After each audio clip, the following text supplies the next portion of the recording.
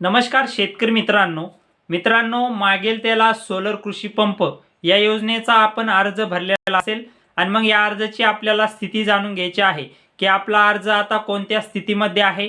तर तेच मोबाईलवरून कसं बघायचं तर तेच मी तुम्हाला आज या व्हिडिओच्या माध्यमातून सांगणार आहे।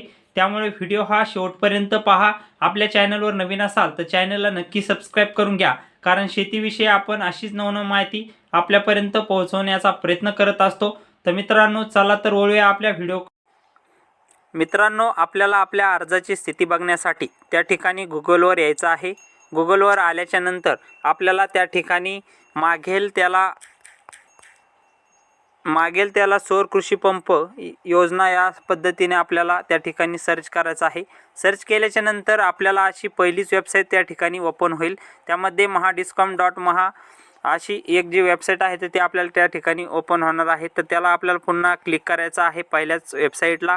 तर त्या ठिकाणी वेबसाईटला क्लिक केल्याच्या नंतर आपल्याला त्या ठिकाणी अशा पद्धतीने पेज ओपन होणार आहे। तर मित्रांनो आपण बघू शकता या ठिकाणी जे बेनिफिशियरी सर्व्हिस आहे तर या ठिकाणी आपल्याला क्लिक करायचं आहे।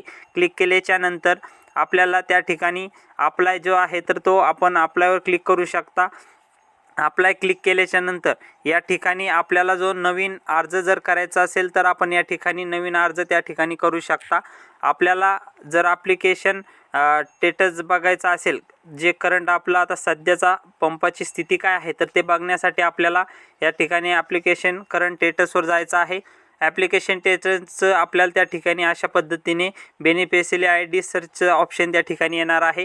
तर मित्रांनो या ठिकाणी आपण जर आपला जो MKID आहे MSID आहे जो काय आपल्याला मिळालेला आहे तर LT नंबर तर तो आपण या ठिकाणी जर टाकला आणि सर्च जर केलं तर आपल्याला त्या ठिकाणी आपली पंपाची पूर्ण माहिती या ठिकाणी येणार आहे। आपल्याला त्यामध्ये बेनिफिशियरी ID म्हणजे जो आपला काय MKID MSID जो काय असेल तर तो आपल्याला दाखवणार आहे। त्यानंतर आपल्याला डिस्ट्रिक्ट म्हणजे आपला जो जिल्हा आहे तर तो दाखवणार आहे। बेनिफिशियरी जो शेतकऱ्याचं नाव आहे तर ते दाखवणार आहे। त्या ठिकाणी आधार नंबर दाखवणार आहे, मोबाईल नंबर, त्यामध्ये आपण केव्हा अर्ज केलेला आहे तर त्याची तारीख दाखवणार आहे। त्यामध्ये करंट स्टेटसमध्ये A1 form submitted with payment म्हणजे काय तर आता हे पेमेंट त्या ठिकाणी झालेलं आहे।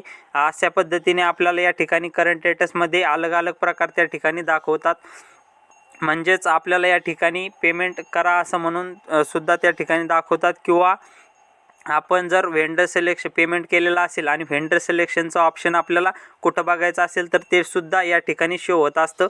ज्यावेळेस आपल्याला कंपनी निवडण्याचे ऑप्शन येतात तर त्या ठिकाणीच व्हेंडर सिलेक्शनचा आपल्याला त्या ठिकाणी ऑप्शन त्या ठिकाणी येत असतं। त्यामुळे आपण ज्यावेळेस काही दिवसाला म्हणजे 2-3 दिवसाला आपण बेनिफिशियरी स्टेटसमध्ये जाऊन आपण हे आपलं जे स्टेटस आहे तर ते बघू शकता। आणि इथे जर कंपनीचं ऑप्शन निवडण्याचं आलं तर या ठिकाणी कंपनीचं ऑप्शन निवडून त्या ठिकाणी आपण कंपनी निवडू शकता। त्यानंतर मित्रांनो आपण कोणत्या कॅटेगरीमधून केलेलं ते दाखवतं आणि आपण किती HP पंप केलेला आहे ते सुद्धा आपल्याला या ठिकाणी दाखवतं। तर मित्रांनो अशा पद्धतीने आपल्याला यामध्ये करंट स्टेटस आपलं त्या ठिकाणी सोलरचं बघता येतं।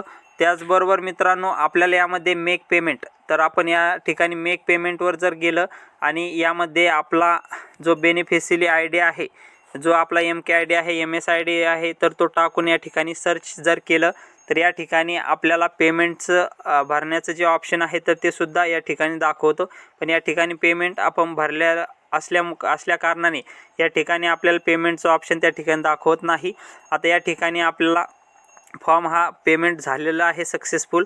आता यानंतर आपल्याला एखाद्या वेळेस कंपनी व्हेंडर सिलेक्शन या ठिकाणी ऑप्शन निवडायला येईल आणि त्यावेळेस कंपनी निवडण्याचं काम त्या ठिकाणी आपण करणार आहोत। तर मित्रांनो अशा पद्धतीने आपण ॲप्लिकेशन स्टेटस त्या ठिकाणी बघू शकता। तर मित्रांनो आपल्याला काही अडचण आल्यास कमेंट बॉक्समध्ये नक्की कळवा। मित्रांनो धन्यवाद। जय जवान जय किसान।